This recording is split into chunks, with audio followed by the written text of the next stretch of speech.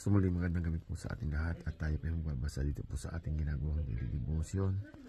At nandito na nga po tayo sa Samuel chapter 6 at ang akat pong babasahin ay dito po sa verses 1 to 3 at sinasabi nga po rito sa talatang ito, kinuha ni David ang kaba ng tipan. Pagkatapos nito ay muling tinipon ni David ang mga piling kawal ng Israel. May 30,000 kalalakyan lahat. Pinangunahan niya ang buong hukbo. Nagpunta sila sa Baale Juda upang kunin ang kaba ng tipan na kumakatawan sa kabalhatian ni Yahweh, ang Diyos na makapangyarihan sa lahat, na nakaluklok sa ibabaw ng mga kerubin. Kinuha nila ito sa bahay ng Abinadab at doon sa burol at sinakay sa isang bagong kariton na inaalalayan ng dalawang anak nito na sina Uza at Ahio. Purihin po ang Panginoon sa pagkabasa ng mga salita. God bless everyone. Magandang gabi po sa ating lahat at tayo po muli mag-share sa ating daily devotion dito po sa 2 Samuel chapter 6 verse 4 to 6. At kanilang inilabas sa bahay ni Abinadab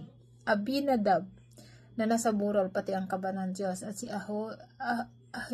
Ahoy ay nagpauna sa kaban, at si David at ang buong sangbahayan ni Israel ay nagsitugtog sa harap ng Panginoon ng sari-saring panugtog na kahoy na abito at ng mga alpa at ang mga salteryo at ng mga pandereta at ng mga kastaneta at ng mga simbalo, at nang sila'y magsindating sa giikan ni Nachon, inuunat ni Uza ang kanyang kamay sa kaba ng Diyos at hinawakan, sapagkat ang mga baka ay nangatisod. Amen. Magandang gabi po sa inyong lahat. Ang babasahin ko po ngayon, 2 Samuel chapter 6 verse 7 to 9. Nagalit si Yahweh at siya'y pinarusahan sa ginawang yun. Noon din na matay si Osa sa tabi ng kaban ng tipan. Nagalit si David dahil pinarusahan ni Yahweh si Osa. Hanggang ngayon, ang lugar na iyon ay tinatawag na Peres Osa. Dahil dito, natakot si David kay Yahweh. Sinabi niya, paano ko iingatan ngayon ang kaba ng tipan? Amen. Samuel chapter 6 verse 10 to 12.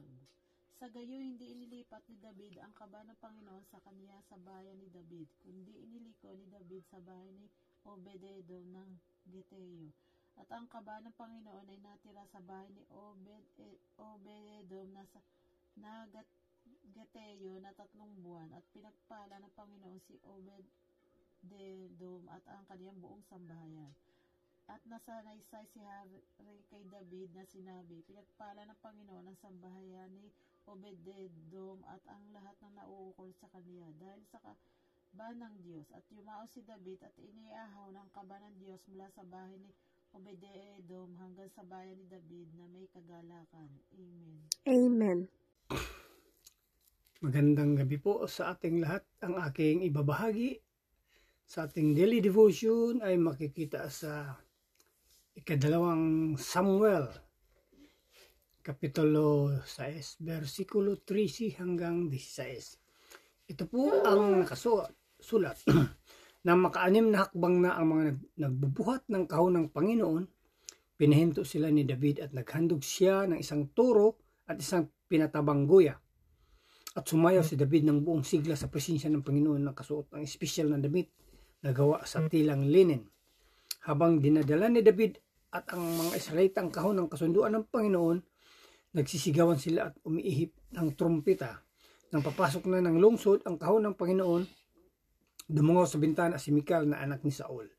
Nakita niya nagtatalon at nagsasayaw si Haring David sa presensya ng Panginoon, at ikinahiya niya ang ginawa nito. Yun lang po. Maraming salamat. Purihin ang Panginoon. God bless. Magandang gabi po sa lahat. Babasahin ko po ngayon ay makikita sa 2 Samuel chapter 6 verse 17 to 20. Ipinasok nila sa tulda ang kaban ng tipan at inilagay sa lugar na nakalaan dito. Si David na may muling nag-alay ng mga handog na susunugin sa harapan ni Yahweh. Pagkatapos, binasbasan niya ang mga tao sa pangalan ni Yahweh na pinakamakapangyarihan sa lahat. Bago nagsiuwi ang lahat ng mga Israelita, lalaki man o babae, sila'y pinakain ng tinapay, karni at pasas. Pag-uwi ni David upang batiin ang kanyang pamilya, sinalubong siya ni Mikal na may ganitong pagbati. Dakilang araw ito sa hari ng Israel na parang baliw na nagsasayaw sa harapan ng mga aliping babae ng kanyang mga tauhan. Yun lang po, purihin ng Diyos. God bless. Magandang gabi po sa ating lahat. Ang aking pambabasahin ay matatagpuan sa 2 Samuel chapter 3 verses 21 to 23. Sumagot si David, ginawa ko iyon upang parangalan si Yahweh, sapagkat sa halip ng iyong ama at ang kanyang sambahayan, ako ang pinili ni Yahweh na mamuno sa Israel, at patuloy pa akong magsasayaw upang parangalan si Yahweh. At gagawa pa ng mas masahol dito. Sa tingin mo'y hamak ako dahil sa aking ginawa? Ngunit sa paningin ng mga babaeng iyon ay matagal ang marangal ang ginawa ko. Si Mikal na anak ni Saul ay hindi nagkaanak hanggang sa siya'y mamatay. Purihin ang Diyos sa pagkabasa ng kanyang mga salita. Baby Pali! God bless everyone.